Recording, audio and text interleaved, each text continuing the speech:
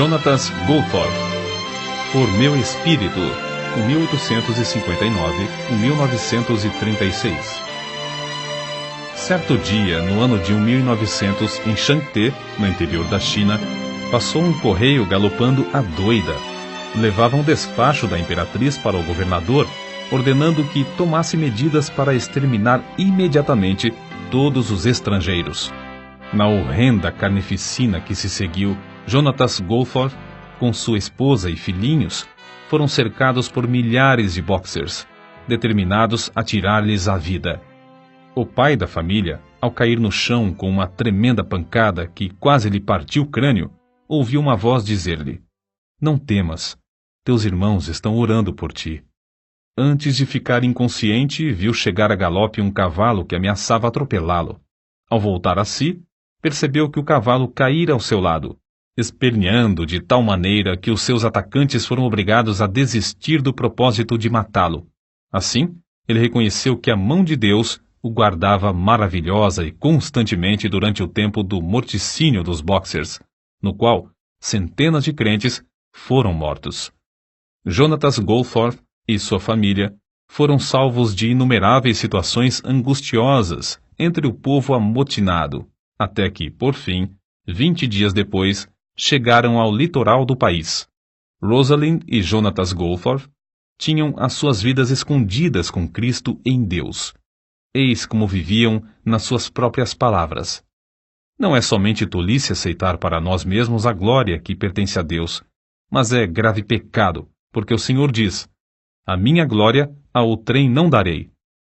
Quando ainda jovem, Jonatas Goldthorpe adotou as palavras de Zacarias, capítulo 4, versículo 6, como lema da sua vida: "Não por força nem por violência, mas pelo meu espírito, diz o Senhor dos Exércitos." Alguém que o conhecia intimamente escreveu: "Antes de tudo, Jonatas Goldthorpe era um ganhador de almas. Foi por essa razão que se tornou missionário no estrangeiro. Não havia outro interesse, outra atividade, outro ministério que o atraísse. Com o fogo do amor de Deus no coração, ele manifestava um entusiasmo irresistível e uma energia incansável. Nada podia impedir seus esforços dinâmicos na obra, para a qual Deus o chamara. Era assim tanto aos 77 anos como quando tinha 57. Com a perda da vista durante os últimos 3 anos da sua vida, não diminuíram seus esforços. Parece até que aumentaram. Revela-se, nas suas próprias palavras, como foram lançados os alicerces da sua vida constantemente esforçada no serviço do Senhor. Minha mãe, quando eu e meus irmãos éramos ainda crianças, com desvelo incessante, nos ensinava as Escrituras e orava conosco. Uma coisa que teve grande influência sobre a minha vida foi o fato de minha mãe me pedir que lesse os salmos para ela em voz alta. Tinha apenas 5 anos quando comecei a fazer esse exercício e achei a leitura fácil. Com a continuação, adquiri o costume de decorar as Escrituras, coisa que continuei a fazer com grande proveito. Todos podemos testificar que é fácil fazer com que a leitura das Escrituras e a oração cheguem a uma monótona formalidade. Mas, ao contrário, o semblante de Jonatas Goldthorpe se iluminava com o reflexo da glória das Escrituras que recebia na alma. Depois da sua morte, uma criada católica romana declarou: "Quando o Sr. Goldthorpe se hospedava na casa onde trabalho, eu mirava seu rosto e dizia a mim mesma: o rosto de Deus pode ser assim." Acerca da conversão de seu pai, Jonatas escreveu: "No tempo da minha conversão, morava com meu irmão Guilherme. Certa vez, nossos pais nos visitaram, passando conosco mais ou menos um mês. Fazia tempo que o Senhor me dirigira a fazer culto doméstico. Assim, certo dia, anunciei: faremos o culto doméstico de hoje e peço que todos se reúnam depois do jantar. Esperava que meu pai se manifestasse contrariamente, porque em casa não costumávamos dar graças antes das refeições, quanto mais fazer culto doméstico. Li um capítulo de Isaías e depois de falar algumas palavras, oramos juntos, de joelhos. Continuamos a realizar os cultos domésticos durante o tempo que eu estava em casa. Depois de alguns meses, meu pai foi salvo." O jovem Goldthorpe, no tempo de estudante no ginásio, visava ser advogado, até que certo dia leu a inspiradora biografia do pregador Roberto McCheyne. Não somente se desvaneceram para sempre todas as suas visões de ambição, mas ele dedicou também a sua própria vida a levar almas ao Salvador. Nesse tempo, devorou os livros. Os discursos de Spurgeon, os melhores sermões de Spurgeon, Graça Abundante, Bunyan, e O Descanso dos Santos, Baxter. A Bíblia, contudo, era o seu livro predileto, e costumava levantar-se 2 horas mais cedo para estudar as Escrituras, antes de se ocupar em qualquer outro serviço do dia.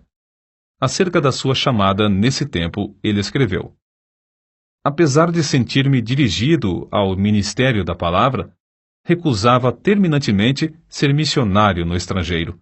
Mas um colega me convidou a assistir à reunião de um missionário que fez o seguinte apelo: faz 2 anos que passo de cidade em cidade contando a situação de Formosa e rogando que algum jovem se ofereça para me auxiliar.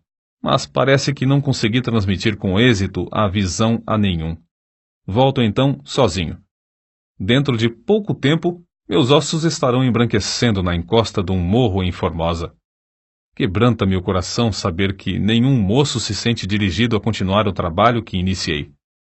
Ao ouvir essas palavras, senti-me vencido pela vergonha. Se o chão tivesse me engolido, teria sido um alívio. Eu, comprado com o precioso sangue de Cristo, ousava planejar a minha vida como eu mesmo queria.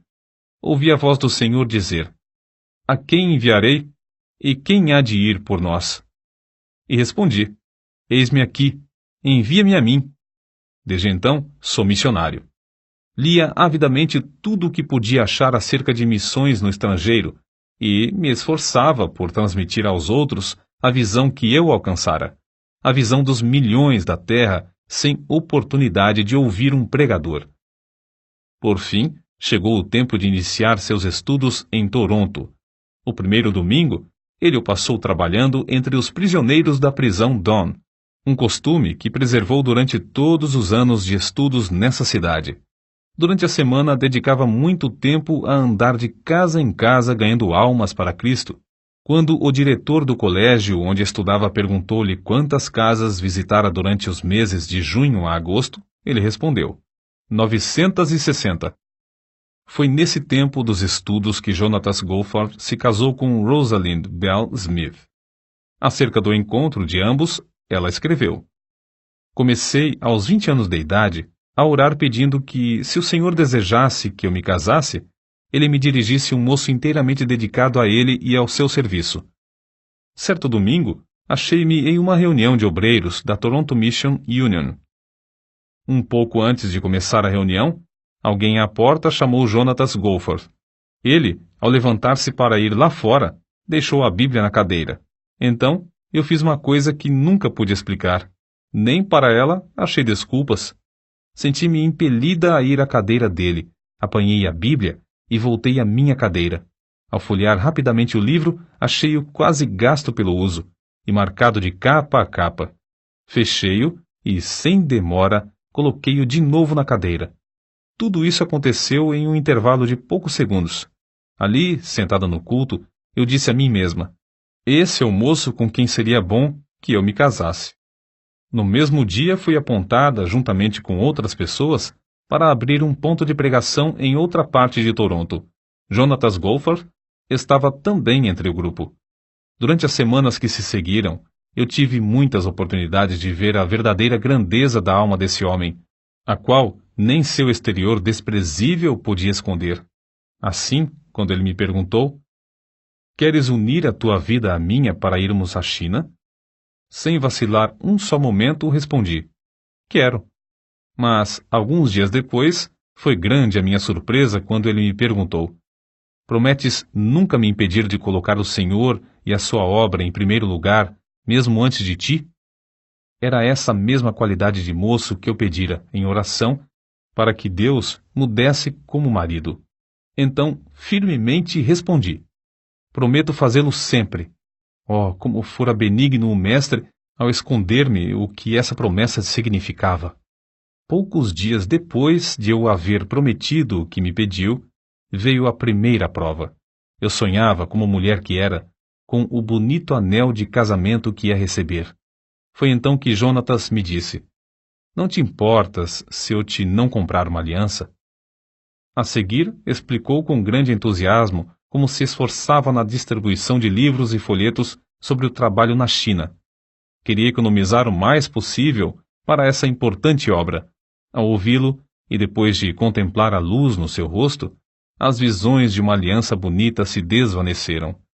Era a minha primeira lição sobre os verdadeiros valores. Em 19 de janeiro de 1888, centenas de crentes se reuniram na estação em Toronto para se despedir do casal Goforth, que ia trabalhar na obra de Deus na China. Antes de sair do trem, todos baixaram a cabeça em oração, e ao partir, a grande multidão cantava: "Avante, soldados de Cristo!" E, uma vez fora da estação, os dois, no trem, rogaram a Deus que os guardasse para viverem eternamente dignos da grande confiança que esses irmãos haviam depositado neles. Não muito depois de chegarem à China, Hudson Taylor lhes escreveu: "Faz 10 anos que a nossa missão se esforça para entrar no sul da província e somente agora é o que conseguimos. Se a missão do interior da China, com missionários e auxiliares experientes na língua e nos costumes do povo, sofre fracasso durante 10 anos nessa província, como podia entrar ele, jovem e inexperiente, sem conhecer a língua?" As palavras de Hudson Taylor, "avançar de joelhos", tornaram-se o lema da missão de Goforth para entrar no Monte de Onan. Jonatas Goforth levou mais tempo para aprender a língua do que um companheiro seu que chegou 1 ano depois dele. Certo dia, ao sair para pregar, ele, em grande desespero, disse à sua esposa: "Se o Senhor não operar um milagre para eu aprender essa língua, serei um grande fracasso como missionário." 2 horas depois, voltou dizendo: "Oh, Rosa, que maravilha! Ao começar a pregar, as palavras e as frases tornaram-se tão fáceis que o povo me compreendeu bem." 2 meses depois, receberam uma carta dos estudantes no Colégio Knox, em Toronto, contando como, em certo dia e a certa hora, eles se reuniram para orar pelo casal, somente pelos Goforth, e ficaram convencidos de que haviam sido abençoados por Deus, porque sentiram muito a presença e o poder de Deus na oração. Goforth, ao abrir seu diário, descobriu que foi no mesmo dia e hora que Deus lhe deu a habilidade de falar fluentemente. Alguns anos depois, certo patrício seu que falava bem o chinês, disse-lhe acerca do seu estilo de falar: "Compreende-se a fala do Senhor sobre uma área maior do que de qualquer outra pessoa que conheço." O missionário veterano assim aconselhou a Goforth: "Os chineses têm tantos preconceitos contra o nome de Jesus que você deve esforçar-se para demolir os deuses falsos e só depois mencionar o nome de Jesus, se houver oportunidade." Ao contar isso à sua esposa, Goforth exclamou indignado: "Nunca, nunca, nunca! Em nenhum tempo ele se levantou para pregar sem a Bíblia aberta na mão." Quando, alguns anos depois, os missionários novatos lhe perguntaram o segredo do fruto extraordinário do seu ministério, ele respondeu: "Deixo Deus falar às almas dos ouvintes por intermédio da sua própria palavra. Meu único segredo era tocar no coração dos mais vis pecadores até mostrar-lhes as suas necessidades e pregar-lhes o Salvador poderoso para os salvar." Esse era o segredo de Lutero. Era o segredo de John Wesley, e ninguém se aproveitou mais dele do que Dwight Lyman Moody. Para manejar a espada do Espírito com grande execução, Goforth a afiava, estudando-a diariamente, sem falhar. Em vez de falar contra os ídolos, ele exaltava Cristo crucificado. Isso atraía os pecadores a deixarem as suas vaidades. Em 1896, ele escreveu: "Depois de chegar a Shanté, há 5 meses, o poder do Espírito Santo se manifesta quase diariamente para nos alegrar. Durante esses meses, um total de mais de 25.000 homens e mulheres nos visitaram em casa, e todos ouviram a pregação do Evangelho. Pregamos, em média, 8 horas por dia. Há, às vezes, mais de 50 mulheres de uma vez no terraço. Ele pregava aos homens enquanto a sua esposa pregava às mulheres. Quase todas as vezes que apresentamos Cristo como Redentor e Salvador, o Espírito Santo salva alguém, e às vezes 10 a 20 pessoas. Contudo, não se deve pensar que esses missionários escaparam de grandes tribulações. Não muito depois de chegarem à China, um incêndio destruiu todas as suas possessões terrestres. O calor do verão era tão intenso que sua primogênita, Gertrude, faleceu, sendo necessário levar o cadáver a uma distância de 75 quilômetros, a um lugar onde se permitia enterrar os estrangeiros. Quando faleceu outro filhinho, Donald, foi necessário fazer de novo a mesma longa viagem com os restos mortais.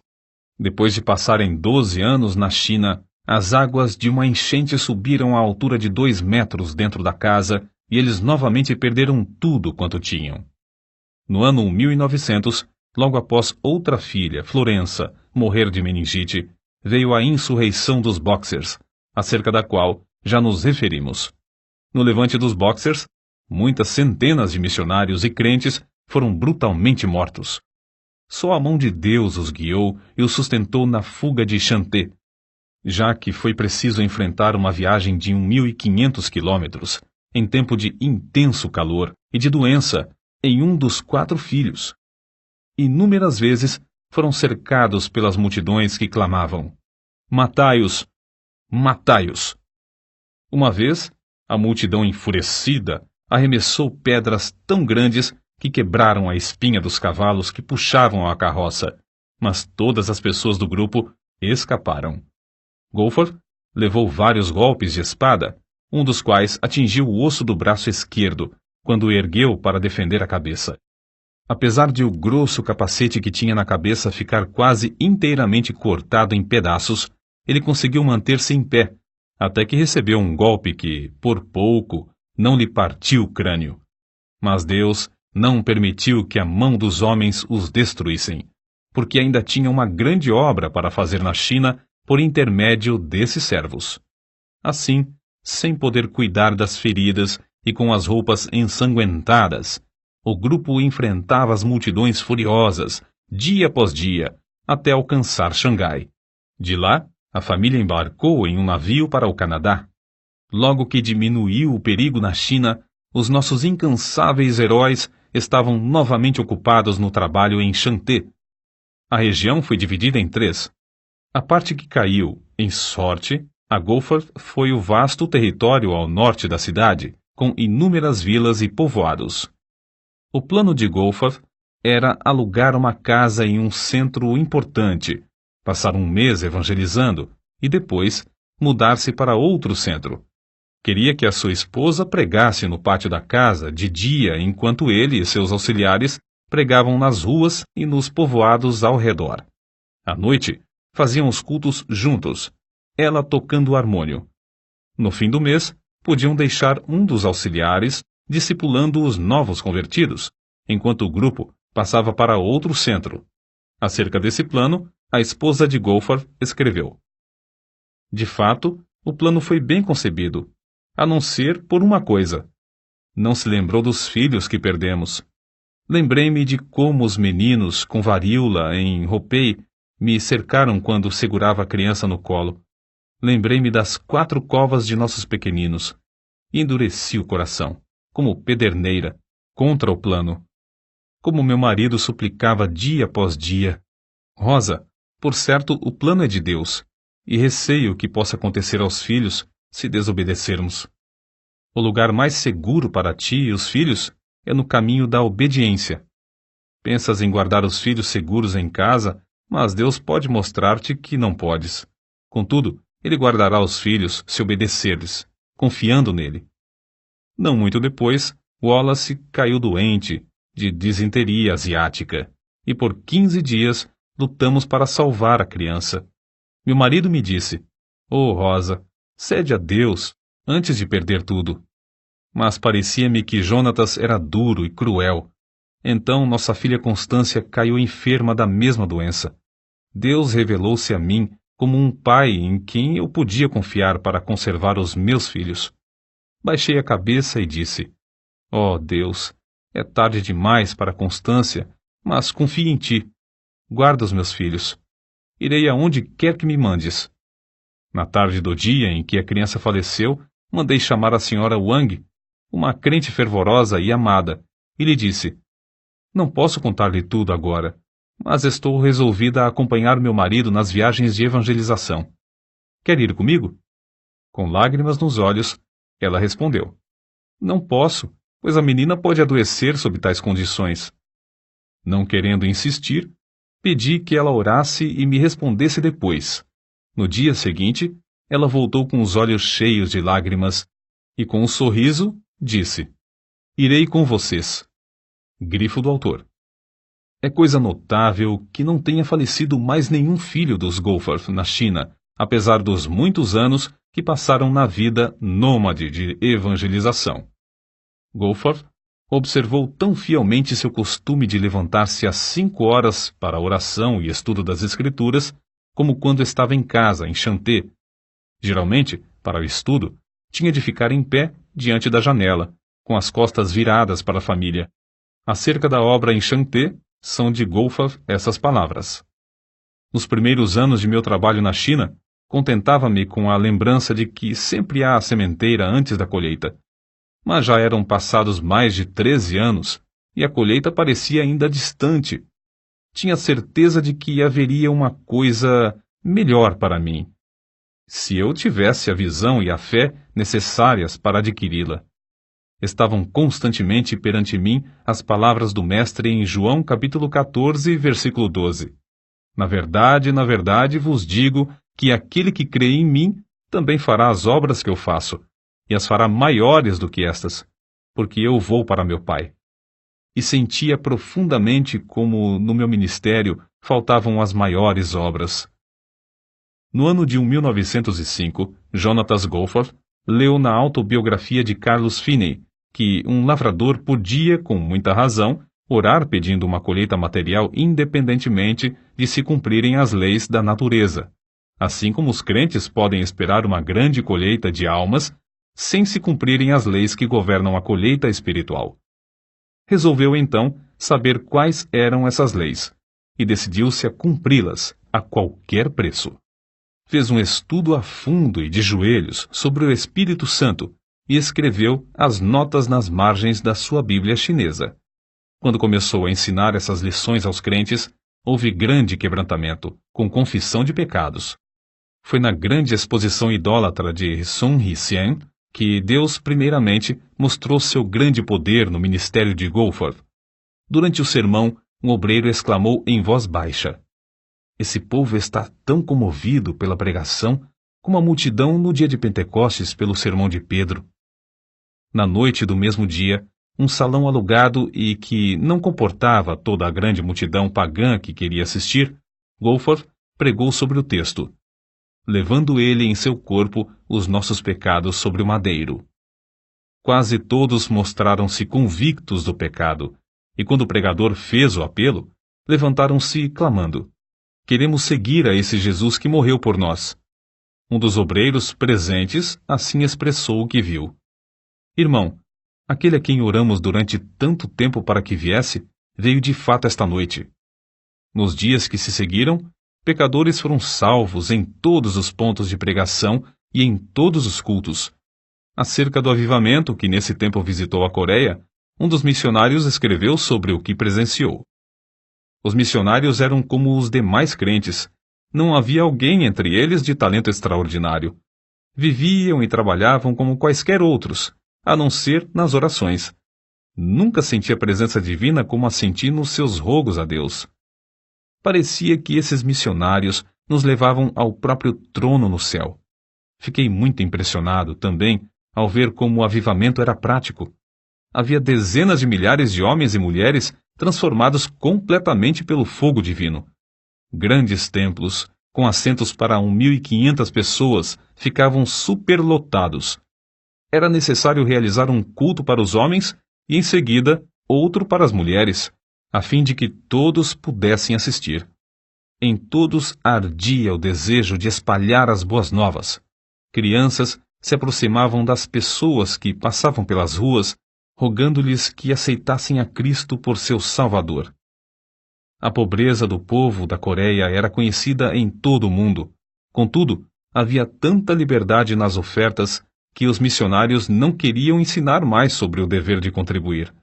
Havia grande dedicação à Bíblia, quase todos levando um exemplar no bolso. E o maravilhoso espírito de oração permeava tudo. Ao voltar da Coreia, Goforth foi chamado à Manchúria.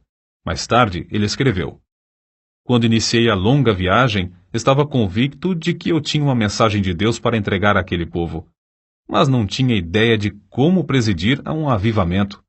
Sabia pronunciar um discurso e sabia levar o povo a orar, porém, nada mais sabia do que isso." Goforth teve um grande desapontamento ao chegar à Manchúria. Os crentes não oravam como lhe prometeram fazer, e a igreja estava dividida. Depois do primeiro culto, ele, sozinho no seu quarto, caiu de joelhos em desespero.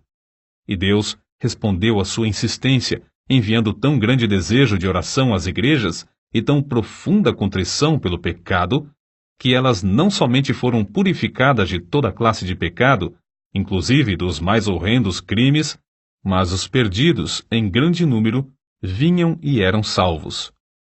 A senha do avivamento do ano de 1859 foi: "Necessário vos é nascer de novo." E a de 1870, "Crê no Senhor Jesus." Mas a meta de Goforth era: "Não por força nem por violência, mas pelo meu espírito." Zacarias capítulo 4, versículo 6. Que o Espírito Santo operava em vários lugares na Manchúria, em resposta às orações insistentes e em face de embaraços de toda sorte, vê-se claramente no que ele escreveu acerca da obra na cidade de Niucheng. Ao subir ao púlpito, ajoelhei-me um momento como de costume para orar. Quando olhei para o auditório, pareceu-me que todos os homens, mulheres e crianças na igreja estivessem com dores de julgamento. As lágrimas corriam copiosamente, e houve confissão de toda espécie de pecado. Como se explica isso? A igreja era conhecida como igreja morta e sem mais esperança. Contudo, antes de anunciar sequer uma palavra, sem mesmo cantar um hino ou orar, começou essa obra maravilhosa. Não há outra explicação. Foi o Espírito de Deus que operou em resposta às orações das igrejas de Mukden, Liaoyang e de outros lugares na Manchúria, as quais haviam experimentado a mesma qualidade de avivamento e foram induzidas a interceder por sua pobre e necessitada igreja irmã. Jonatas Goforth, quando foi à Manchúria, era quase desconhecido fora do pequeno círculo da sua denominação. Depois de algumas semanas, quando voltou, os olhos dos crentes de todo o mundo estavam fitos nele. Contudo, permaneceu o mesmo humilde servo de Deus, reconhecendo que a obra não era dele, mas do Espírito de Deus. Shanxi é conhecida como a província dos mártires. Certo chinês, douto, contou a Goforth como presenciara nessa província, durante a insurreição dos Boxers, em 1900, de uma só vez a morte de 59 missionários. Todos eles encararam o carrasco com a maior calma. Uma mocinha de cabelos louros perguntou ao governador: "Por que devemos morrer? Os nossos médicos não vieram de países remotos para dar suas vidas para servir ao seu povo? Muitos doentes sem esperança não foram curados? Diversos cegos não receberam a vista? É por causa do bem que fizemos que devemos morrer?" O governador baixou a cabeça e não respondeu. Mas um soldado pegou a mocinha pelos cabelos e, com um só golpe, decepou-lhe a cabeça. Um após outro foram mortos. Todos morreram com um sorriso de paz. Esse mesmo chinês contou como viu, entre eles, uma senhora falando alegremente ao filhinho. Com um só golpe, ela foi prostrada, mas a criança continuou a segurar-lhe a mão. Logo a seguir, outro golpe, e um pequeno cadáver jazia ao lado do cadáver da mãe. Foi a essa mesma província dos mártires que Deus enviou seus servos, os Goforth, 8 anos depois, e onde Jonatas presenciou o seguinte: Em Xuanxian, não muito depois de começar a falar, vi muitos dos ouvintes baixarem a cabeça, convictos, enquanto as lágrimas corriam-lhes pelas faces. Depois do discurso, todos os que experimentaram orar estavam quebrantados. O avivamento, que começou assim, continuou durante 4 dias. Houve confissão de toda a qualidade de pecados. O delegado regional se admirou grandemente ao ouvir confissões de homicídios, de roubos e de crimes de toda sorte. Confissões que só conseguiria arrancar deles, açoitando-os até quase os deixar mortos. Às vezes, depois de um culto de 3 horas ou mais, o povo voltava à casa para continuar a orar. Mesmo em horas tardias da noite, havia pequenos grupos reunidos em vários lugares para orar até quase clarear o dia. No colégio de moças em Shuvu, na mesma província dos mártires, as alunas insistiram para que lhes concedessem tempo para jejuar e orar. No dia seguinte, quando se reuniram de manhã para a oração, o Espírito caiu sobre elas e ficaram de joelhos até a tarde desse dia. Das centenas de exemplos evidentes da operação poderosa do Espírito Santo nos corações, dentre muitos outros lugares, citaremos aqui apenas os seguintes. Xanté. Quase 700 pessoas estiveram presentes pela manhã. Havia um fervor de homens se esforçando para ir à frente, de modo que Goforth só conseguiu pregar à tarde. O culto era contínuo, prolongava-se o dia inteiro, com intervalos para as refeições. Guangzhou. A igreja, com assentos para 1.400 ouvintes, não comportava as multidões. O Espírito Santo veio com poder extraordinário. Havia, às vezes, centenas de pecadores contritos chorando. 2 endemoniados foram libertos e se tornaram crentes fervorosos na obra de Deus.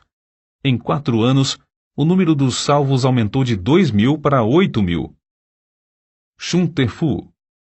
Inesperadamente, uma dúzia de homens começou a orar e a chorar, sem poder resistir ao poder do Espírito Santo. Velhos discípulos de Confúcio vinham à frente, quebrantados e humilhados, para confessar a Cristo como seu Senhor. Um total de 500 homens e mulheres foram salvos. Foi, talvez, a maior obra do Espírito Santo que eu tenha visto. Nanquim. A assistência foi de mais de 1.500 pessoas. Centenas que também queriam entrar não puderam e voltaram a casa. O culto da manhã durou 4 horas. O resto do tempo foi dedicado à oração e confissão de pecados.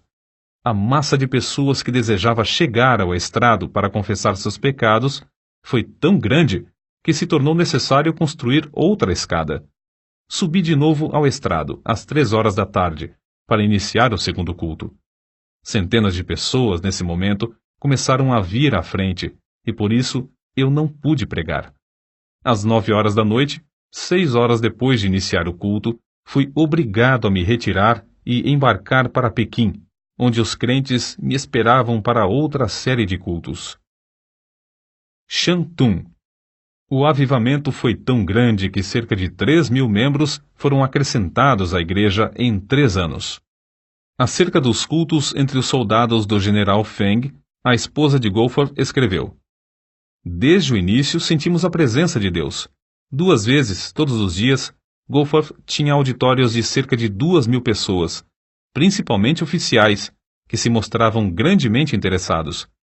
A 3 cultos, as esposas foi permitido assistirem, e Deus me deu poder para falar-lhes.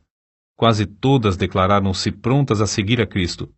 O general Feng, ao experimentar orar, ficou quebrantado. A seguir, outros oficiais, um após outro, começaram a clamar a Deus entre soluços e lágrimas. Assim continuou a obra, ano após ano, geralmente com 3 cultos por dia, apesar de grandes obstáculos.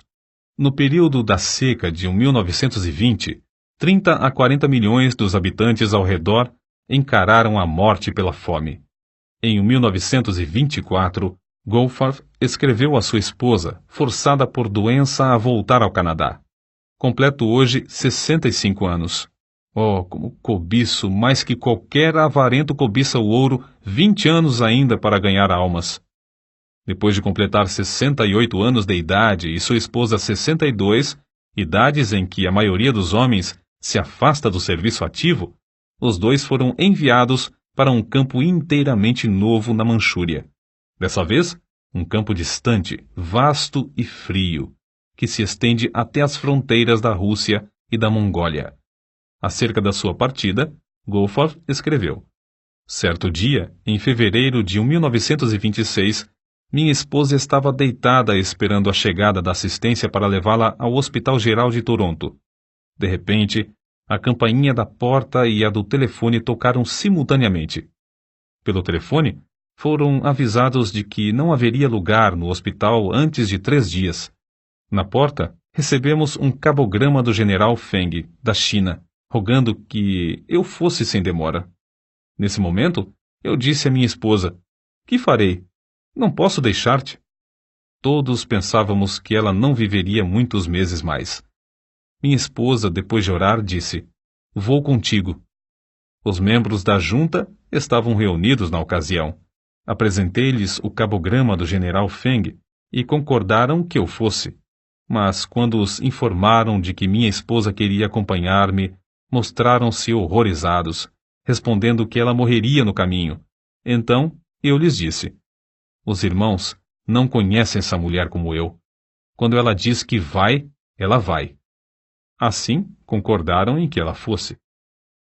Durante muito tempo, avisados pelo cônsul do novo campo da Manchúria, viviam com as malas arrumadas a fim de partirem imediatamente no caso de haver um segundo levante dos Boxers, como todos esperavam.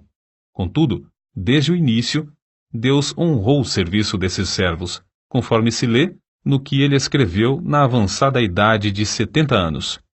Realizavam-se 3 horas de pregação de manhã pelo grupo de missionários e 4 horas à tarde. Desde o primeiro dia, houve conversões. Às vezes, 12 em um só dia. Grande foi o nosso gozo ao vermos cerca de 200 pessoas aceitarem a Cristo durante o mês de maio. Havia muito tempo que diversos amigos insistiam em que ele escrevesse a história de como o Espírito Santo operava no seu ministério. Em tempo de intenso frio, viu-se obrigado a extrair os dentes. Durante 4 longos meses, sofreu dores cruciantes nos maxilares, a ponto de não poder pregar. Foi nessa época que seu filho menor chegou do Canadá. Goforth, então, conseguiu ditar a matéria para o filho datilografar. Dessa forma, foi impresso o livro Por Meu Espírito, obra de grande circulação e influência. Após 4 anos de serviço, foi-lhe necessário voltar ao Canadá por causa da vista de sua esposa. Foi durante esse tempo que Goforth também começou a perder a vista. Enquanto convalescia das operações mal sucedidas para restaurar-lhe a visão de um olho, ele relatou uma por uma as histórias da obra na China, histórias que a sua enfermeira estenografou e que, agora, completam o famoso livro intitulado Vidas Milagrosas da China. Em 1931, Goforth e sua esposa, ela com 67 anos e ele com 72, com os corações ardendo pelo desejo de ganhar almas, voltaram mais uma vez à obra na Manchúria. 472 convertidos foram batizados em 1932. Um dia, Goforth voltou de uma viagem evangelística e entrou em casa às apalpadelas. Depois de ficar um momento ao lado da sua esposa, ele lhe disse em voz baixa: receio que a retina do olho esquerdo tenha saído do lugar. E assim tinha acontecido. A perda completa da visão era para ele uma tristeza, uma tragédia, sentida por todos. Ao mesmo tempo, chegou-lhes uma carta informando-os de uma redução tão grande no que recebiam para o sustento dos missionários e nas despesas das viagens evangelísticas, que parecia impossível continuar a obra. Foi a maior crise de toda a vida de Jonatas Goforth. Contudo, sem vacilar, olhou para Deus. A própria cegueira parecia mais uma bênção do que uma aflição. Os crentes mostravam-se mais ligados a ele do que antes.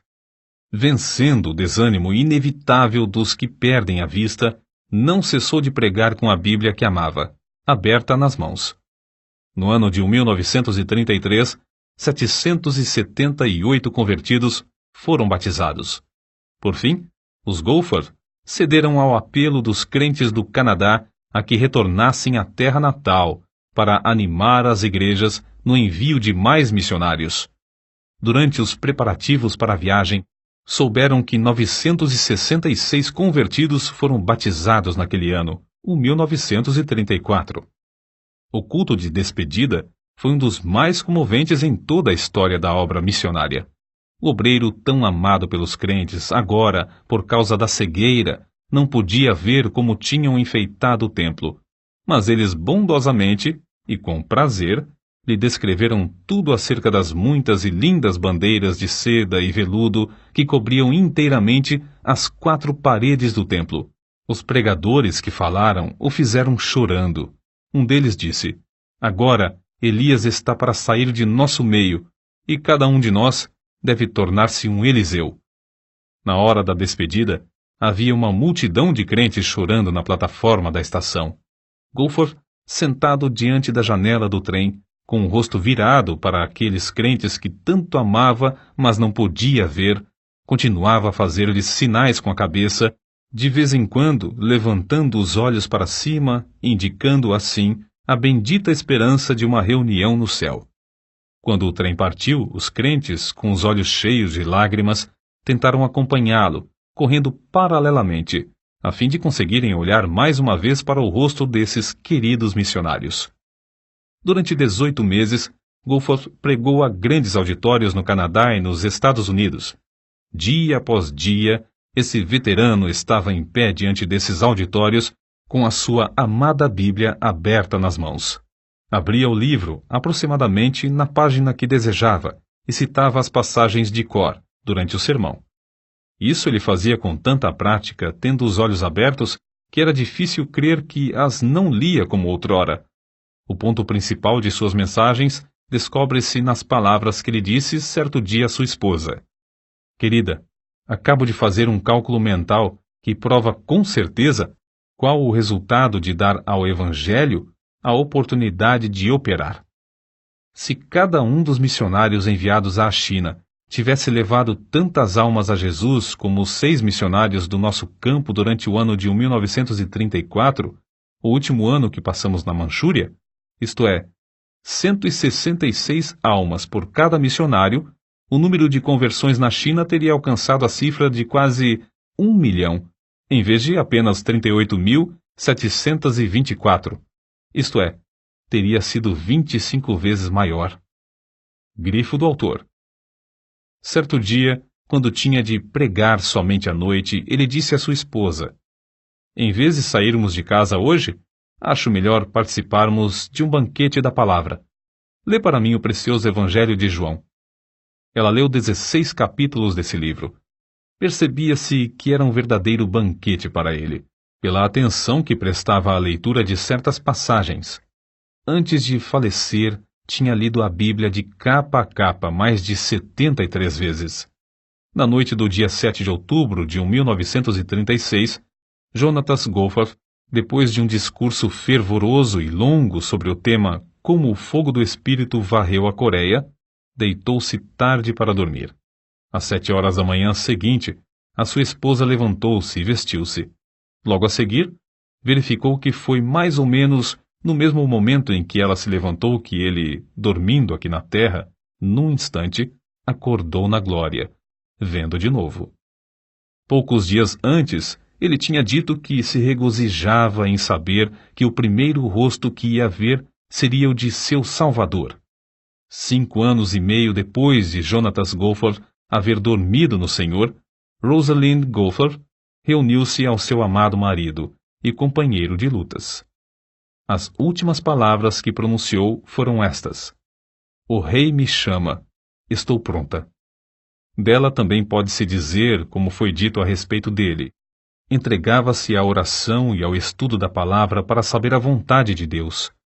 Foi esse amor pela leitura da Bíblia e a ininterrupta comunhão com Deus que lhe deram o poder de comover auditórios e convencê-los do pecado e da necessidade do arrependimento. Em todas as ocasiões, ele dominava sua própria pessoa, e confiava inteiramente no poder do Espírito Santo para descobrir as coisas de Jesus aos ouvintes. Que o mesmo brado de guerra seja sempre nosso, não por força, nem por violência, mas pelo meu Espírito. Mas recebereis poder ao descer sobre vós o Espírito Santo.